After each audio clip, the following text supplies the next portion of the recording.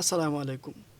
মুন্সিগঞ্জের সরকারি হরগঙ্গা কলেজের ইংরেজি সম্মান শ্রেণীর দ্বিতীয় বর্ষের ছাত্রী জারিন তাসনিম খান প্রিয়ন্তী কানাডা থেকে আসা বোনের সঙ্গে দেখা করতে গিয়ে রাজধানীর বেইলি রোডের রেস্টুরেন্টের আগুনে পুড়ে লাশ হয়েছে।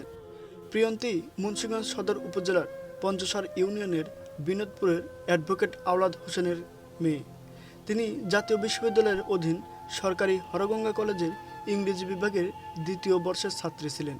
প্রিয়ন্তীর বড় বোন তাসনুবা খান সোহা গত বুধবার সন্তানসহ কানাডা থেকে ঢাকায় আসেন। তাই বাবা মা মেহেরুন্নেসা ও বড় ভাই সাদেদ পিয়ালের সঙ্গে ঢাকা ইস্কাটনে বোনের সঙ্গে দেখা করতে যান প্রিয়ন্তী। বৃহস্পতিবার 29শে ফেব্রুয়ারি রাতের ডিনার খাওয়াতে বড় বোন সোহা তাকে বেইলি রোডের গ্রিন কোজি কটেজ ভবনের দ্বিতীয় তলায় কাচ্চিবাই রেস্তোরাঁয় নিয়ে যান। এ সময় সোহার মেয়ে ও মামি শাশুড়িও সঙ্গে ছিলেন। কিন্তু রেস্তোরাঁটিতে আগুন লাগার পর অন্য তিনজন বের হতে পারলেও পারেননি প্রিয়ন্তী। প্রিয়ন্তীর ভাই সাদেদ হোসেন পিয়াল জানান, আগুন লাগার পর রেস্তোরাঁটি ধোঁয়ায় আচ্ছন্ন হয়ে পড়ায় কিছু দেখা যাচ্ছিল না।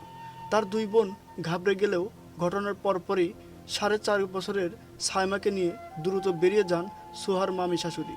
আর সোহার ছোট বোন প্রিয়ন্তীকে হাতে ধরে বেরিয়ে আসার চেষ্টা করেন, কিন্তু ভবনের ওপর থেকে সিঁড়ি দিয়ে তাড়াহুড়ো করে লোকজন নামছিল। আর ধোঁয়ার মধ্যে এক পর্যায়ে প্রিয়ন্তীর হাতটি ছুটে যায়, হারিয়ে যায় অন্ধকারে। পরে সে বেরোতে পারেনি। প্রিয়ন্তীকে রেখেই সোহা বেরিয়ে আসে। শুক্রবার ভোর 4টার দিকে ঢাকা মেডিকেল কলেজ হাসপাতালে তার মরদেহ শনাক্ত করেন স্বজনরা। পরে সকালে মরদেহ স্বজনদের কাছে হস্তান্তর করা হয়। বোনের সঙ্গে পিয়ালও ঢাকায় গিয়েছিলেন। বোনের দাফনের ব্যবস্থা করতে বাড়ি ফিরে আসেন শুক্রবার। পরে স্থানীয়দের সঙ্গে বোনের দাফনের ব্যবস্থা করেন। শুক্রবার জুমার নামাজের পর জানাজা শেষে পারিবারিক কবরস্থানে তাকে দাফন করা হয়। এর আগে দুপুর 1টার দিকে তার মরদেহ মুন্সিগঞ্জ সদরে পঞ্চসার এলাকায় পৌঁছায়।